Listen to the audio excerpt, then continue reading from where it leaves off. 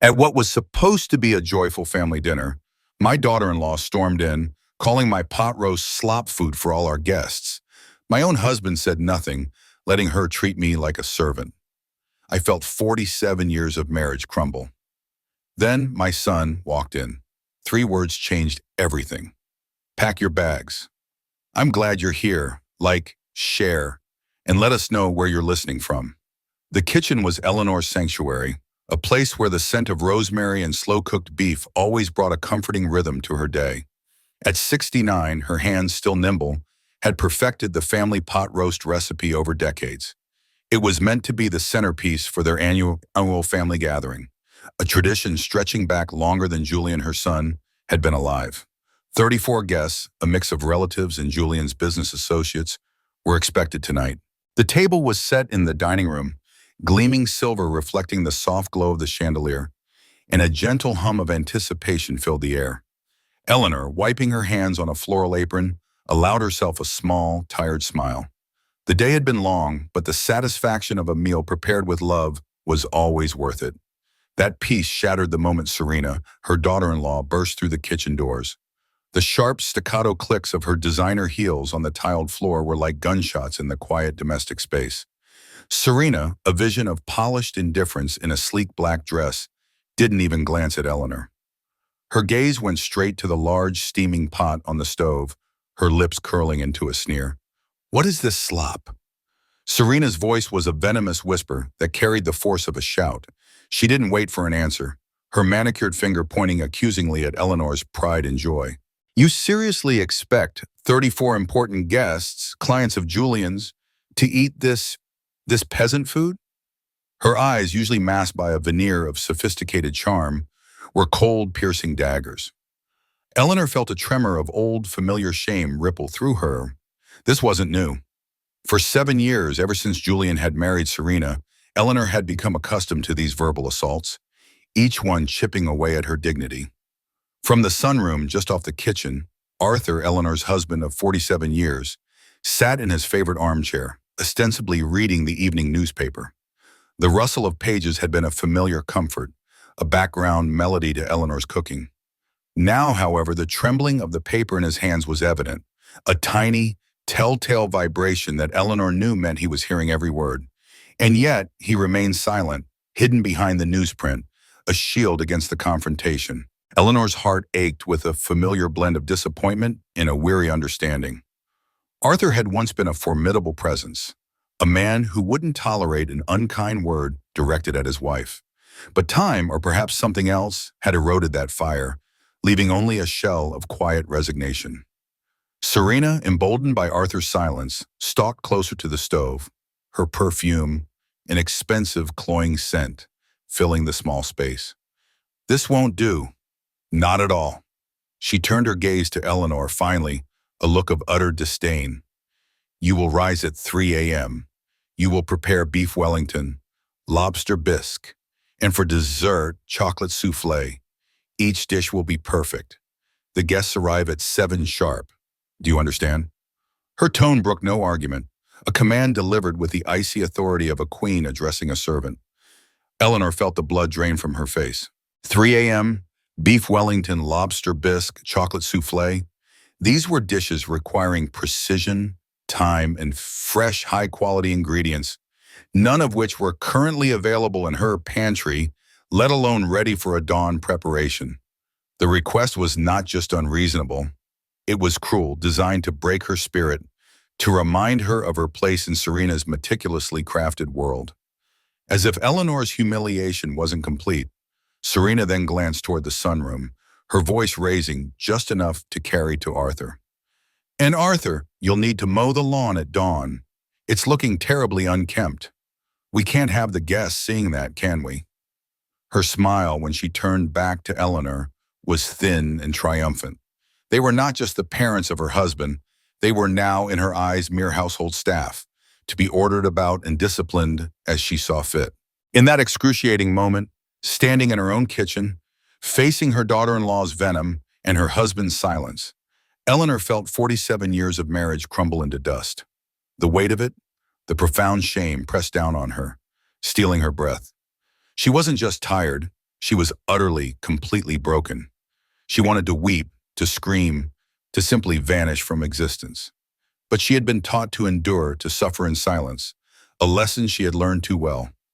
Then a new presence filled the doorway. Julian. He stood there, not bursting in like Serena, but emerging with a quiet intensity that immediately shifted the atmosphere. He was tall, like his father had been, with broad shoulders and a presence that commanded attention. His voice, when he spoke, was calm, almost deceptively so, yet it carried an unusual sharp edge that made Eleanor's spine stiffen. "Is everything all right in here?" he asked, his eyes sweeping over the scene. His mother pale and trembling by the stove. His wife radiating an almost visible aura of smug superiority, and his father still hiding behind the newspaper. Serena, hearing her husband's voice, performed an instantaneous transformation. The icy queen melted into the saccharine sweet wife, her tone softening to a honeyed purr. "Oh, darling, just a little discussion about dinner." Mother was preparing her usual simple meal, but for such important guests, I thought we could elevate it. Don't you agree? She fluttered her eyelashes, a practiced performance that usually worked wonders on Julian. But Julian's jaw was set, a powerful, determined line that Eleanor hadn't seen in years. It was the same set to Arthur's jaw back when they were young, when he would stand up to anyone who dared disrespect his family. For a fleeting moment, Eleanor saw her husband's forgotten strength reflected in her son. Julian's eyes, usually warm and gentle, were now cold, mirroring Serena's earlier gaze. But the anger in them was directed elsewhere. His eyes met Eleanor's across the kitchen, and in that gaze, Eleanor saw something she hadn't seen in what felt like a lifetime. Recognition, understanding, and a fierce, protective anger that wasn't aimed at her. A jolt, like an electric current, shot through her. It was a spark of hope in the vast darkness of her despair. Julian turned slowly to Serena, his calm demeanor now chillingly deliberate. The silence in the kitchen stretched, taut and suffocating. "Pack your bags," he said, the words falling into the hush like stones into a still pond. Serena's practiced smile vanished, replaced by a look of utter bewilderment. Her mouth fell open, a silent gasp. Arthur's newspaper, which had been trembling, now slipped from his numb fingers, landing with a soft thud on the rug. The sound seemed deafening in the sudden stillness. Julian stepped closer, his voice dropping to a low, firm register. "I said, pack your bags, all of them, you're leaving." Each word was delivered with a deliberate, unshakable finality. Sealing Serena's fate with every syllable, Eleanor stared, her heart thumping a frantic rhythm against her ribs. This wasn't a sudden outburst. This wasn't a spontaneous defense. This was calculated, planned. The realization washed over her, a wave of profound relief that threatened to buckle her knees. For the first time in 7 long, agonizing years, since the day Serena had entered their lives and systematically dismantled Eleanor's sense of self, Eleanor felt safe, truly, undeniably safe. The shock of Julian's words, "Pack your bags," still reverberated through the kitchen, a potent antidote to years of slow-burning pain. Eleanor stood there, watching Serena's stunned, open-mouthed expression, and a flood of memories washed over her. 7 years. 7 years since Serena had systematically begun dismantling their family life, piece by careful piece, until Eleanor and Arthur were barely recognizable, even to themselves. When Julian had first introduced Serena, she had been a vision of effortless charm. She laughed brightly at Arthur's rambling, well-loved anecdotes, her eyes sparkling with what seemed like genuine delight. She raved about Eleanor's cooking, particularly the very pot roast that had just been deemed the slop food. "Oh, Eleanor, this is divine," she had purred, her hand resting lightly on Eleanor's arm. "Julian always spoke so fondly of your cooking, and now I see why. You must teach me your secrets." Eleanor, a woman who had always found joy in nurturing, had been completely won over. She thought at last, Julian had found someone who understood the warmth and comfort of family. The first subtle shift came a few months later, before the wedding. It was a seemingly innocent suggestion. They were discussing dinner plans and Serena had leaned in conspiratorially. "You know, darling," she had said, "Julian's tastes have become so much more refined since he started working with the corporate clients. He adores sophisticated flavors now, Perhaps for his birthday, we could try a more updated version of your famous pot roast. Something with, say, a reduction sauce instead of gravy. He just loves those French techniques. Eleanor remembered the slight sting, the unspoken implication that her cooking was somehow unsophisticated, not good enough for her own son. But Julian had nodded, distracted. Whatever you think, Mom, I'm sure it'll be great. Eleanor, ever eager to please, especially Julian, had tried. Her attempts at these sophisticated new dishes were met with a dismissive politeness that was far more cutting than outright criticism. Interesting, Eleanor, Serena would say, pushing a carefully constructed dish around her plate with a fork. Perhaps a little too rustic for Julian's palate now, darling. Or, oh, a valiant effort, but I think the truffle oil might be a bit too much for your taste, Mother. Julian, however, would have preferred it balanced with something more delicate. Eleanor, whose culinary prowess had been a source of quiet pride for decades, found herself feeling increasingly inadequate, her hands suddenly clumsy, her instincts wrong. After the wedding, Serena's control expanded from the kitchen to the entire house, Eleanor's beloved home of 40 years. One afternoon, Eleanor came downstairs to find Serena directing movers, the familiar, cozy furniture being carted away. "Oh, Mother," Serena had chirped, "I decided to surprise you. These old pieces just aren't conducive to Julian's professional image. We need something more sleek, more modern, something that reflects his upward trajectory." She had even suggested, with a feigned sigh of regret, that Arthur's worn but cherished armchair, the one where he read his newspaper every evening, might be better suited for the basement, for storage, just until we find space for it, of course. Arthur had simply watched, his shoulders slumping, unable to voice a protest. Eleanor had felt a cold knot tighten in her stomach. Serena always framed her criticisms, her outright commands, as concern for Julian's career or the family's reputation. "Julian needs to entertain clients here, Eleanor, and we simply can't have him looking unprofessional," she would explain, gesturing vaguely at some perceived imperfection. Or, "People will talk, Arthur, if the garden isn't immaculate. It reflects poorly on Julian's standing." Eleanor, a woman who had always placed family above all else, felt an immense guilt. How could she argue against doing what was best for Julian, for the family's reputation? To resist felt selfish, a label Serena was adept at assigning to any defiance. Within 2 short years, their comfortable, lived-in house had been stripped bare of personal touches. The vibrant floral curtains Eleanor had sewn were replaced by minimalist blinds. The walls, once adorned with family photos and Arthur's landscapes, were now stark white, decorated with abstract art Serena deemed tasteful. The warmth of their home was replaced by a cold, modern decor that felt utterly alien, a showroom rather than a sanctuary. Serena's control extended even to their very beings. "Eleanor, darling, perhaps a different haircut, something a little more contemporary. You want to look your best for Julian's events." She'd subtly belittle Arthur's gentle stories at dinner, interrupting him with a patronizing, "Oh, Arthur, not that one again." Julian's clients prefer engaging conversation, not recycled anecdotes. Arthur, once a robust, jovial man, began to shrink into himself, his once booming voice softening into a murmur, then into silence. He became a shadow retreating behind his newspaper, his eyes vacant, his spirit dimmed. And Eleanor, in her own fading, found herself disturbingly, almost grateful for any attention, even if it was criticism. It was, at least, a sign she hadn't completely disappeared. The nadir came on Julian's 38th birthday.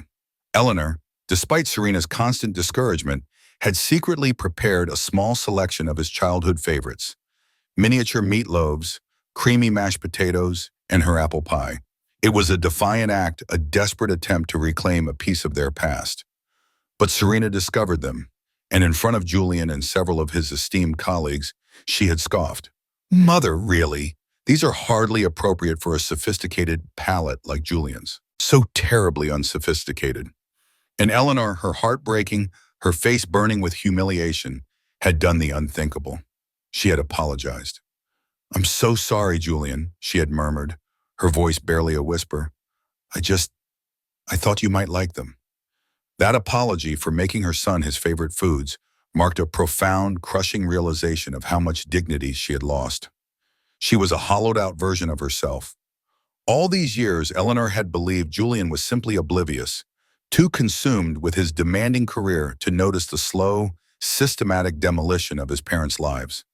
She had clung to that belief because the alternative, that he knew and didn't care, was unbearable.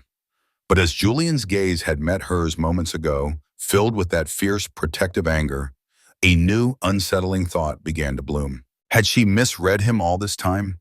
Had he seen, really seen, and simply waited for the opportune moment? As if sensing her unspoken question, Julian's voice, still low, now held a deep respect and a touch of regret. Too long, Mom. Way too long.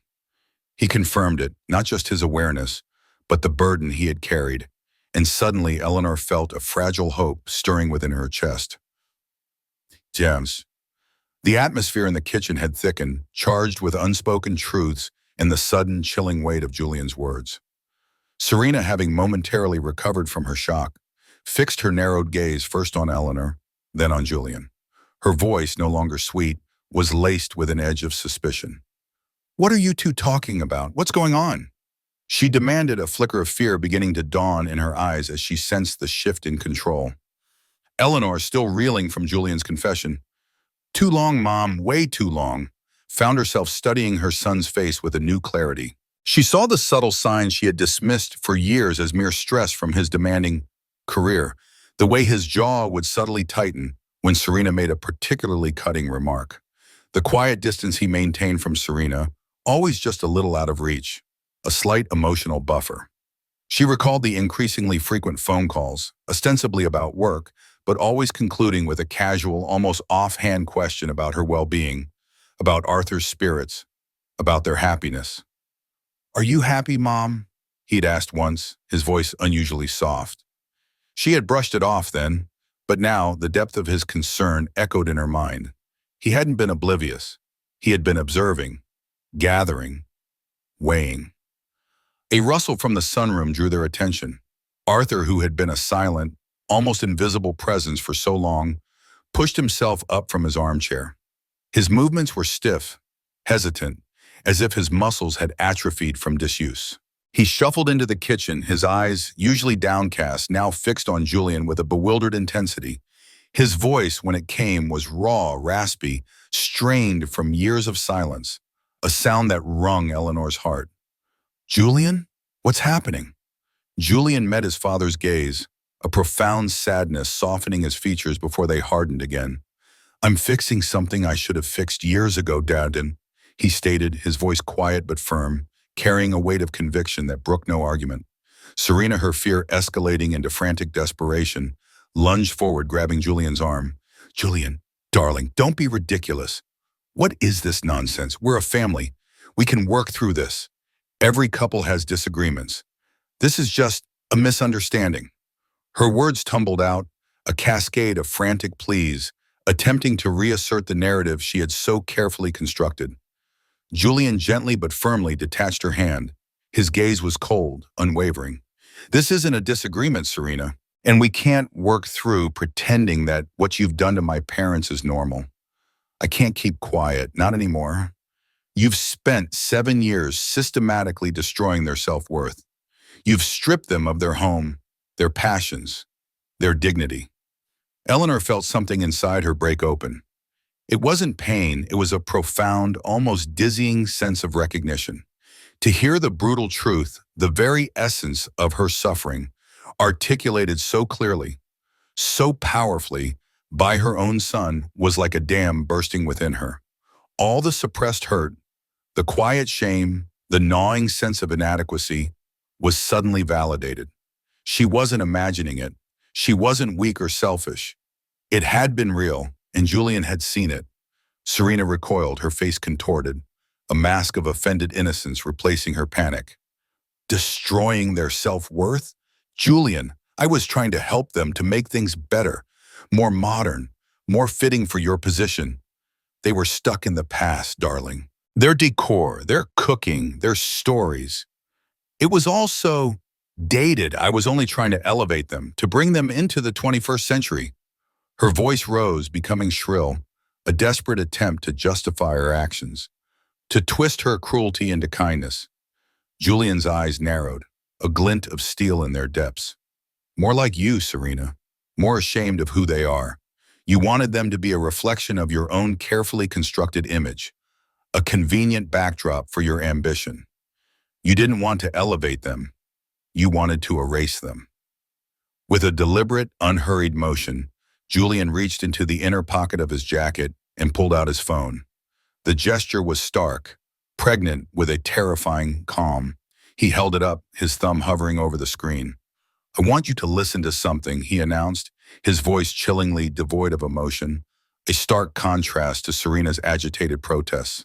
Arthur, his breath catching in his throat, leaned forward, gripping the back of a kitchen chair until his knuckles turned white.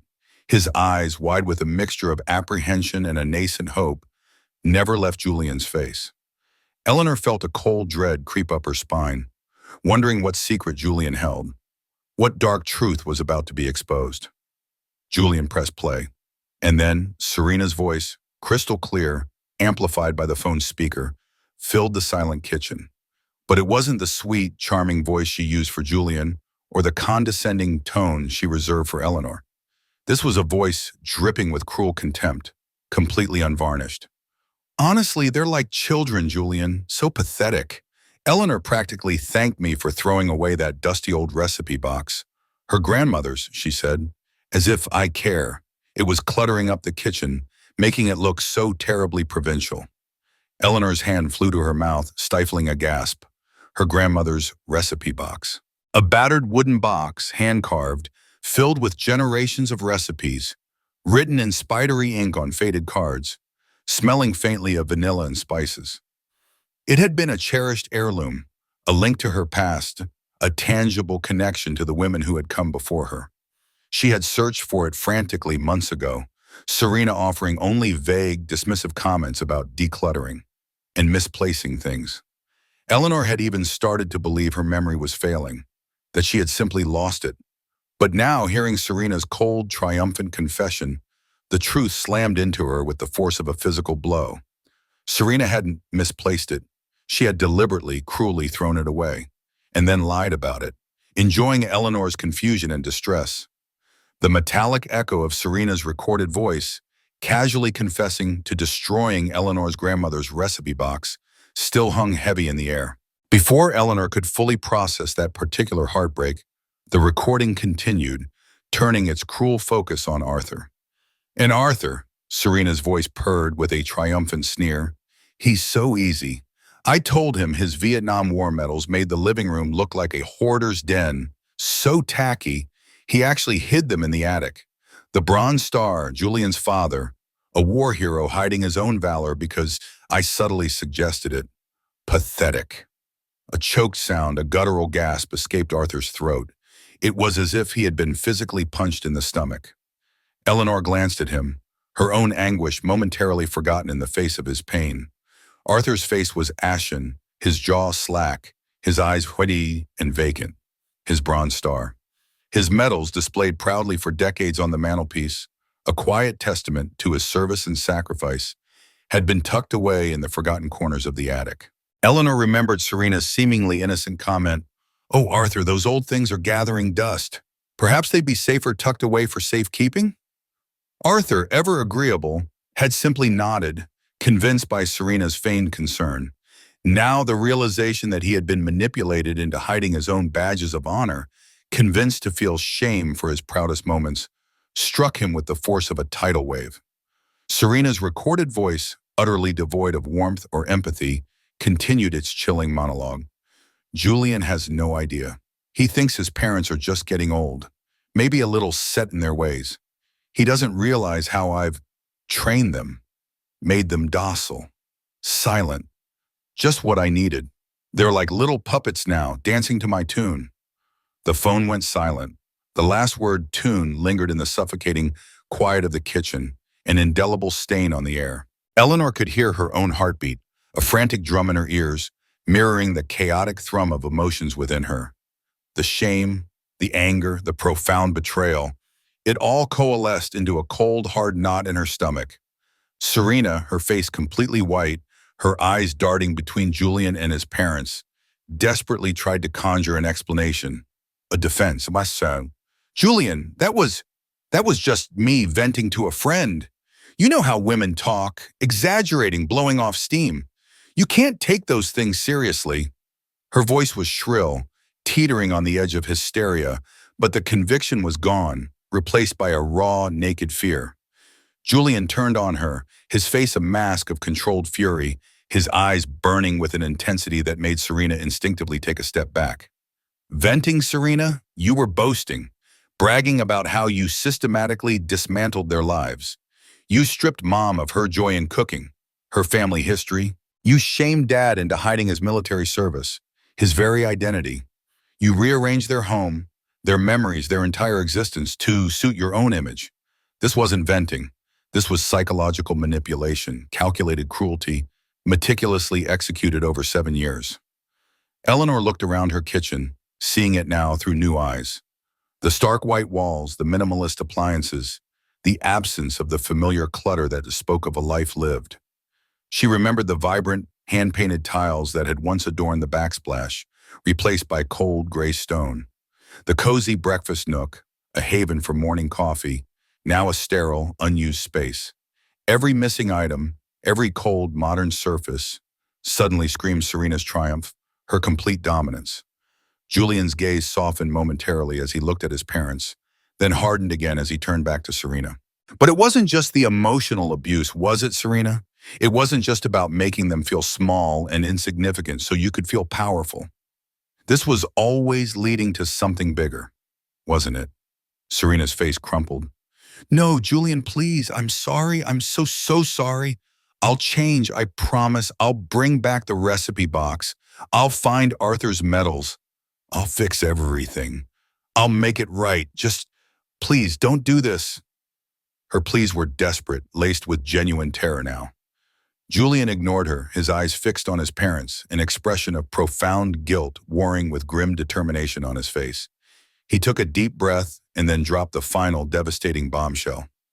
His voice was quiet, almost a whisper, but it resonated with chilling clarity through the silent kitchen. 3 weeks ago, Serena met with a lawyer. He paused, letting the words hang in the air, allowing the implication to sink in before continuing. She was exploring options to have you both declared mentally incompetent. Eleanor felt a physical blow, a sudden sharp pain in her chest that stole her breath. Arthur gasped, a ragged sound, and clutched at his own chest, his face contorting in disbelief and horror.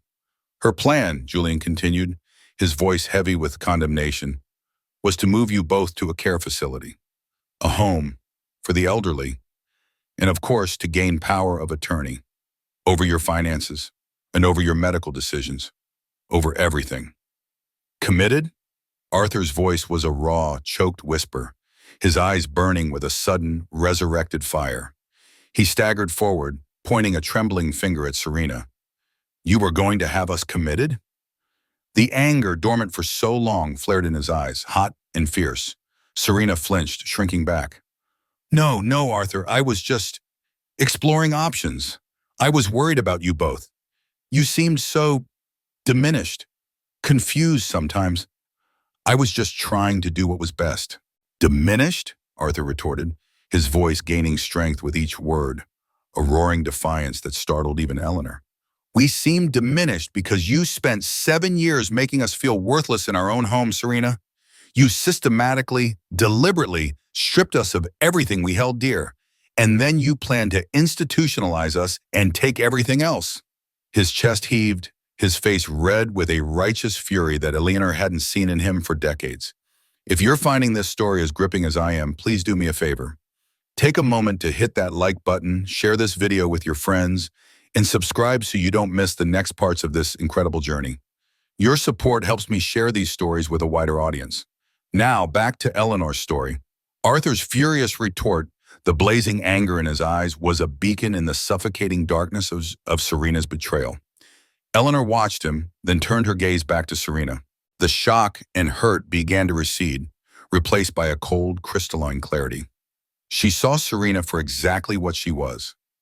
Not a misguided young woman, not merely insensitive, but a calculating, manipulative predator who had preyed on their trust and vulnerability. Julian, his face still etched with grim resolve, didn't waste another moment. He reached down to the sleek leather briefcase he had set by the kitchen island earlier. With a sharp click, he opened it and pulled out a thick manila folder, bulging with papers. After I found out about your meeting with that lawyer 3 weeks ago, Serena, he stated, his voice even, I had a meeting of my own. He walked to the large kitchen island, the new sterile centerpiece of their redesigned home, and began to spread the documents across its smooth, cold surface. They were legal papers, official-looking, filled with dense text and stamps. Eleanor watched, her mind struggling to keep up with the rapid succession of revelations. Julian gestured to a stack of papers. As of yesterday, he announced, his voice devoid of emotion, this house and all its contents are legally in Eleanor's name. Sole ownership, free and clear. Eleanor blinked, her mind refusing to register the words. She was certain she had misheard. Her home, hers, after all the forced changes, the feeling of alienation. Serena, too, seemed to short-circuit. That's impossible, she whispered, her voice barely audible, a phantom of her former arrogance. Julian, you can't just... What about my marital rights? My contributions? Julian's gaze was sharp, dismissive. Your contributions, Serena, have been nothing but a 7-year campaign of emotional abuse and financial maneuvering against my parents. Under Texas law, gifts to a spouse's separate property are considered just that, gifts. This house was a gift to my mother from her parents years ago, already her separate property before we were married. Any improvements you made were without her consent, and quite frankly, diminished its value to her. And your cruel treatment of my parents, which I can prove, completely overrides any claims to this property you might attempt to make. Arthur, still reeling from the revelation of the mentally incompetent plot, found his voice again, tinged with astonishment. Julian, you actually did this? He couldn't quite believe his son had taken such decisive action. Yes, I did, Dad, Julian confirmed, his voice softening slightly as he looked at his father. I should have done it years ago. I should have protected you both from her. But I'm doing it now. Eleanor, her hands trembling, reached for one of the documents Julian had laid out. It was a deed transfer, clear as day, bearing her name as the sole legal owner of the property. Her home, her sanctuary, reclaimed. A tear, hot and unexpected, traced a path down her cheek. Then, Julian pushed another document across the island towards Serena. This one was different. It was thinner, but its impact was no less devastating. And these, he said, his voice now flat, final, are the divorce papers, already filed with the court this morning. Serena let out a piercing cry, like a wounded animal, a sound of pure anguish and shock. Divorce! Julian, no, you can't. We can talk about this. We can go to counseling. We can work this out. Her voice was frantic, desperate, the last vestiges of her carefully constructed world crumbling around her. Julian's voice, which had been calm, now rose, infused with a righteous indignation. Work what out, Serena? Your systematic abuse of my parents? Your calculated attempts to steal their home and their dignity? There is nothing to work out. I watched you for years. I saw what you were doing, and I let it happen. But no more. This ends today. Arthur, still holding the back of the kitchen chair for support, squinted at the divorce papers. He scanned the dense legal text, his eyes moving rapidly. She gets nothing, he stated, his voice filled with a mixture of disbelief and satisfaction. It says here, no community property settlement requested due to allegations of cruel treatment. Julian nodded, confirming. Texas is a community property state, but it also has provisions for disproportionate division of assets in cases of cruel treatment, especially involving vulnerable family members like the elderly. Given your actions, Serena, and the evidence I've collected, the court will likely view this as a clear case for zero financial settlement. Serena's eyes darted frantically, her carefully composed facade now utterly shattered. You can't prove cruel treatment, she shrieked, but her voice lacked conviction, the underlying terror evident. It's all circumstantial, my word against yours. Julian simply held up his phone again. and the small device suddenly seeming to hold immense power. I have 6 months of recording, Serene, he said, his voice chillingly calm. Conversations you had with your friends, with your lawyer, even some of your more egregious monologues when you thought no one was listening. All of them detailing your plans, your contempt, your methods, every cruel word, every calculated action. And they're all time-stamped, categorized, and authenticated. They leave no room for doubt. Eleanor watched Serena's face. For the first time, she saw it, genuine, profound, crippling fear. The fear of consequences, of exposure, of losing everything she had so meticulously manipulated her way into.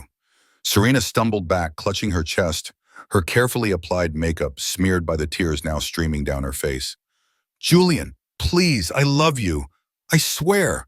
I'll fix this. I'll do anything, she sobbed, her voice a raw, broken plea. Julian's gaze on her was incredulous, devoid of any pity. Love me? You love what I represent, what I could give you, not me, and certainly not my family. Pack your bags, Serena. You have an hour. The raw fear in Serena's eyes was almost unsettling, a stark contrast to the perfectly composed woman Eleanor had endured for years. Arthur, however, seemed to have found a newfound strength. He stood straighter, his shoulders back, the years of quiet submission peeling away like a shedding skin. His voice, now clearer and stronger, boomed with a clarity Eleanor hadn't heard in years. How long, Julian? He asked, his gaze unwavering. How long have you been planning this? Julian looked at his father, a flicker of profound regret crossing his face.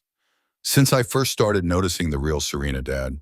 When her suggestions turned into demands, when your stories stopped, when Mom's joy in the kitchen faded. It took months to put everything in place, to gather the evidence, to work with the lawyers. I'm so sorry it took me this long. I should have acted sooner, protected you both. Eleanor felt tears not of sorrow, but of profound, overwhelming relief prickle her eyes. It wasn't just anger that Julian had carried. It was a protective vigilance, a silent war he had been fighting on their behalf. He hadn't been oblivious.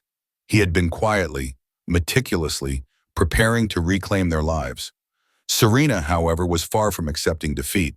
With a desperate shriek, she lunged across the island, her hands reaching for the legal documents, clawing at them as if to tear them to shreds. These aren't legal. You can't do this without my consent. I'm your wife. Julian, with a quiet swiftness, gently but firmly caught her wrist before her fingers could touch the papers. His grip was unyielding. You actually can't void these, Serena. Because before we were married, you signed a prenuptial agreement, a very comprehensive one, I might add. It covered all my assets, personal and business, existing and future, explicitly excluding them from community property claims in the event of a divorce. Eleanor gasped softly. Julian had insisted on a prenup, a decision Serena had then dismissed with a dismissive wave of her hand, saying, "Oh, darling, as if we'll ever need that. But for your peace of mind, of course." Eleanor had thought it a formality, a protective measure for Julian's burgeoning career. She had never imagined the depth of foresight her son had possessed. Julian continued, his voice calm but firm. That prenup specifically included the trust fund I used to buy this house for Mom and Dad 20 years ago. It was a secret, a gift I wanted to make sure they always had, without any burdens. I didn't tell you because I knew Mom and Dad would never accept such a grand gesture. Eleanor was utterly amazed. 20 years ago, Julian had secretly bought their house outright, had freed them from the mortgage without ever saying a word. It had always been his quiet way of protecting them. Even then, he had made it hers yesterday, transferring full legal ownership to her. Her mind reeled with the revelation of his quiet, immense generosity. Arthur, his gaze still fixed on the papers, pointed a trembling finger at another document. And this, Julian? What is this? A monthly income? $5,000?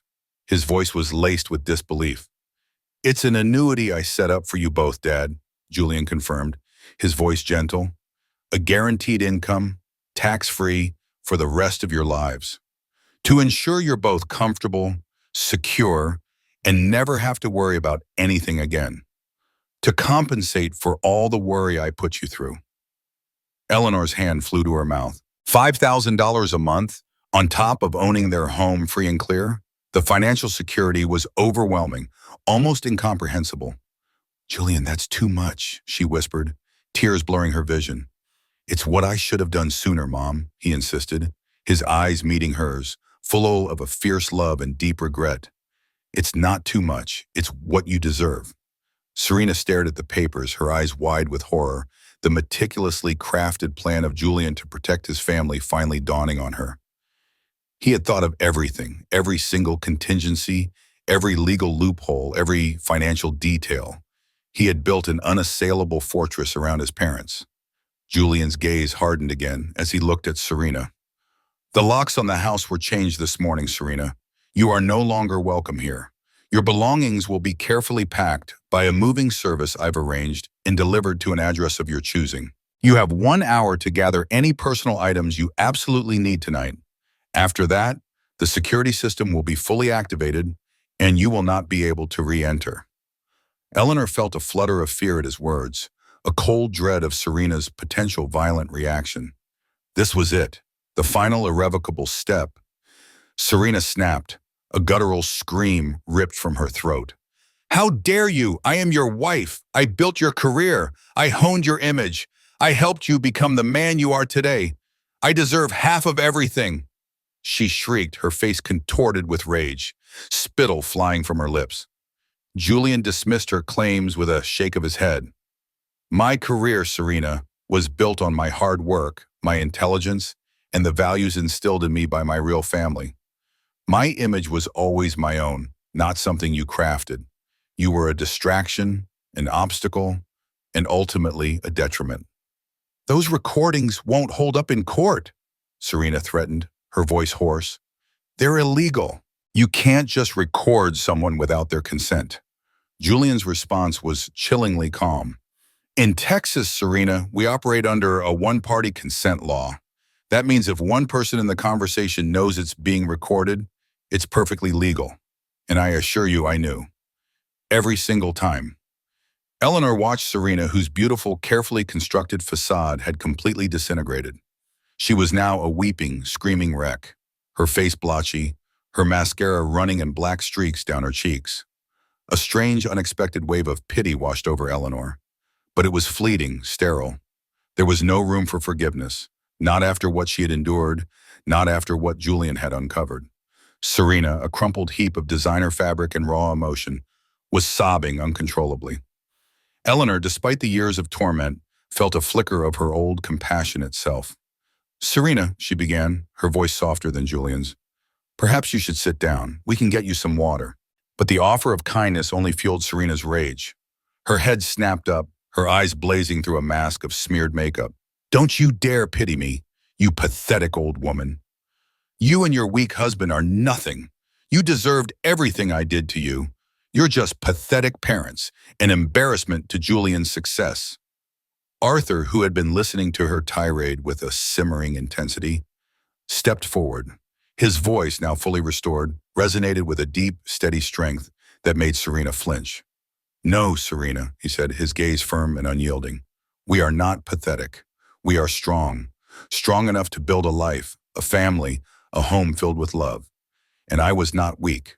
I was trying to keep the peace, trying to protect Eleanor from your relentless tantrums, your constant need for drama and control." He paused, letting his words sink in, then delivered the final crushing blow. "True weakness, Serena," Arthur continued, his voice laced with a quiet contempt, "is needing to tear down everyone around you, especially those who welcomed you into their home, just to feel important. That is your weakness, not ours." Julian, observing the scene, his face a mask of disappointment, decided it was time for the final piece of evidence.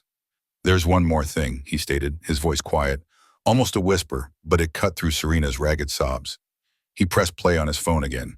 Serena's voice, devoid of any warmth, filled the kitchen once more. This time she was speaking to her lawyer, the cold calculation in her tone horrifyingly clear. "Sunset Manor is perfect. It's economical. And frankly, the staff are so overworked, they won't notice if Eleanor and Arthur get a little less attention. We'll just frame their normal aging as confusion, memory loss. You know, play up the incompetence angle. Then once I have power of attorney, their comfort can be managed quite effectively.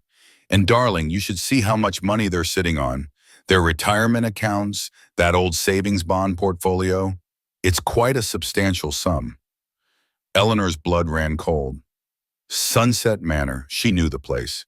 It was a notoriously understaffed, neglected facility on the outskirts of town, a place people sent their loved ones when they wanted to forget them. It wasn't just about committing them, it was about condemning them to a slow, miserable decline, all while Serena plundered their life savings. The financial motive, stark and undeniable, laid bare the true depths of Serena's cruelty. Julian's earlier confirmation that Serena had been going through their financial records for months clicked into place. A powerful surge of strength, a fiery indignation Eleanor hadn't felt in years, coursed through her veins. The pity she had felt for Serena vanished, replaced by a fierce protectiveness, a renewed sense of her own worth. "Get out," Eleanor said, her voice low but clear, every word dripping with ice. "Get out of my house, now." Serena scrambled to her feet, wiping tears and snot on the back of her hand. "Your house? This is Julian's house. My house. You can't tell me to leave." "This was never your home, Serena," Eleanor asserted, stepping forward, her gaze unwavering, powerful. "This is my home, and I want you gone."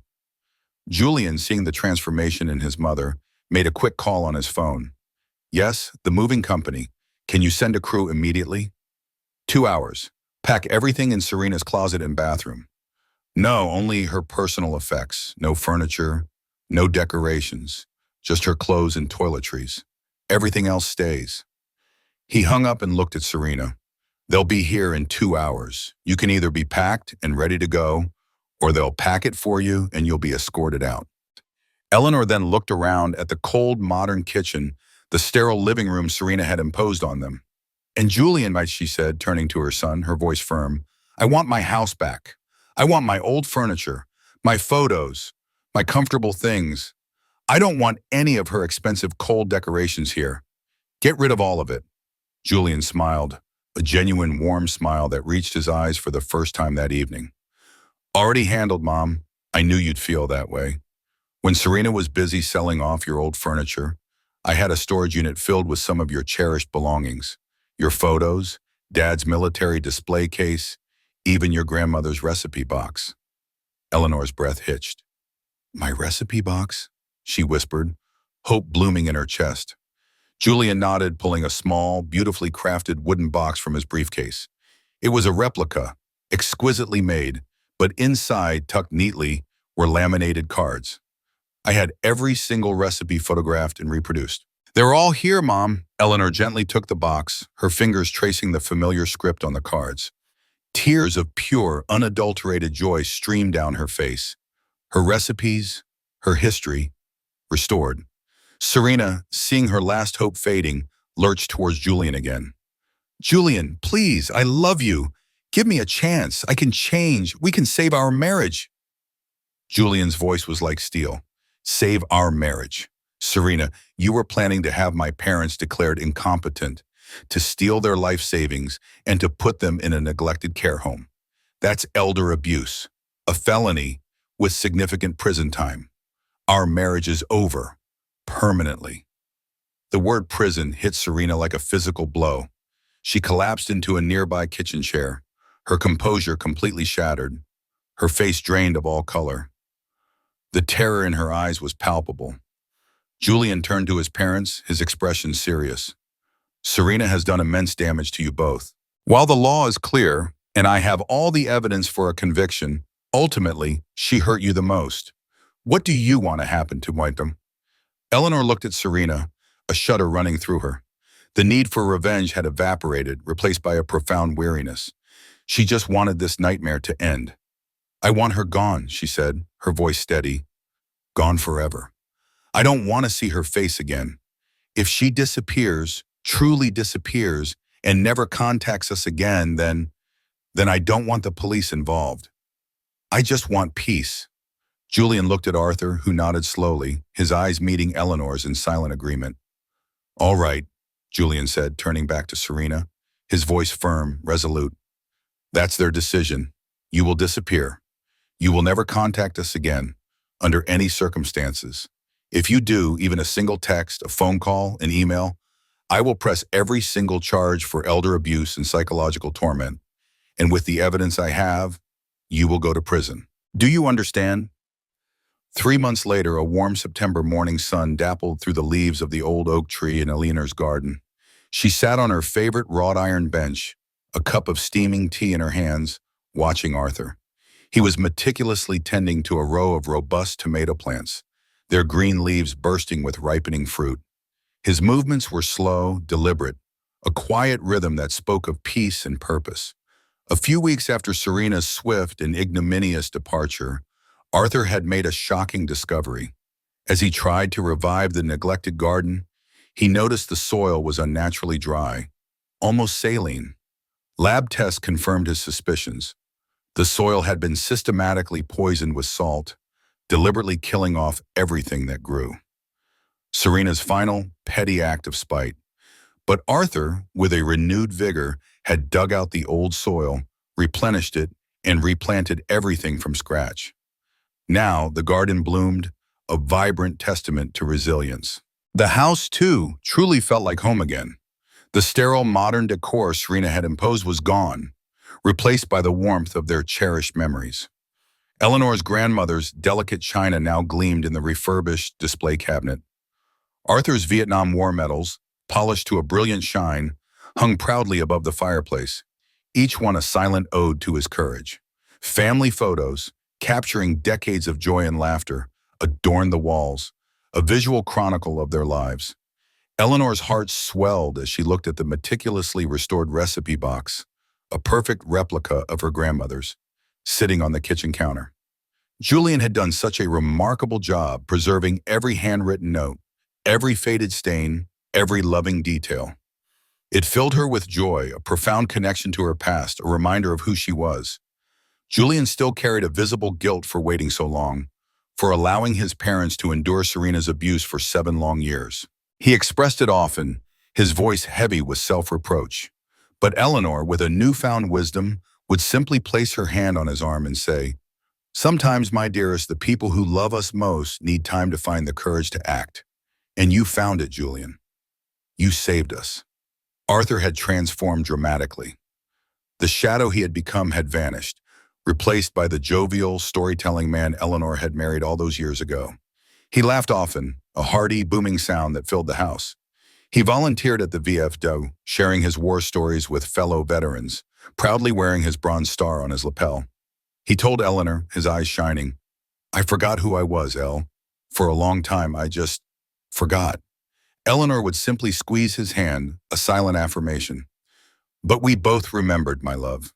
We both remembered." The $5,000 monthly income Julian had provided had given them an unprecedented financial freedom, a security they had never truly known. They no longer worried about bills, about unexpected repairs, about the rising cost of living. It was a gift of peace, allowing them to live their remaining years with dignity and comfort. Eleanor, for her part, had rediscovered her passion for cooking, taking classes purely for the mind of learning new techniques, experimenting with flavors. She still made her delicious pot roast, of course, but now Julian and Arthur eagerly cleaned off their plates, savoring every bite. Julian visited every Sunday for dinner, and he was no longer alone. His new partner, Clara, a kind elementary school teacher with a gentle smile and sparkling eyes, always accompanied him. Clara treated Eleanor and Arthur with genuine respect, listening to their stories with rapt attention, complimenting Eleanor's cooking with sincere admiration. The house, once a silent, tense space, was now filled with easy conversation and affectionate laughter. Eleanor and Arthur had reconnected with old friends and relatives like Martha and the Davies, who had inexplicably drifted away during Serena's reign. The house was full of life and laughter again, a true sanctuary, a vibrant hub of family and friendship. At 69, Eleanor had not only reclaimed her home, but she had rediscovered her self-worth. She was a successful mother, a loving wife, a respected cook. She was Eleanor Morrison, and she knew exactly who she was. One afternoon, she found a small, leather-bound notebook Serena had left behind. Inside, meticulously documented, were Eleanor's vulnerabilities, Arthur's habits, their quiet moments of confusion or sadness, all framed as evidence of their incompetence. As Eleanor read through the chilling entries, she finally understood the full extent of Serena's deliberate, systematic psychological warfare. Without a word, she carried the notebook to the backyard fire pit, struck a match, and watched as the flame devoured every cruel word, every calculated lie, reducing it all to ash. A few weeks later, a young couple, the Walkers, with a new baby, moved in next door. As a warm welcome gift, Eleanor prepared a large, comforting tuna noodle casserole, a recipe from her grandmother's carefully restored collection.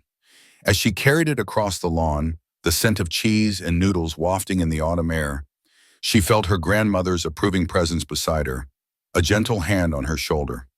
Her dining room table, once empty, then filled with the cold, sterile decor of Serena's ambition, would now be full again. Full of family, old friends, new friends, laughter, and the overflowing warmth of a life truly lived.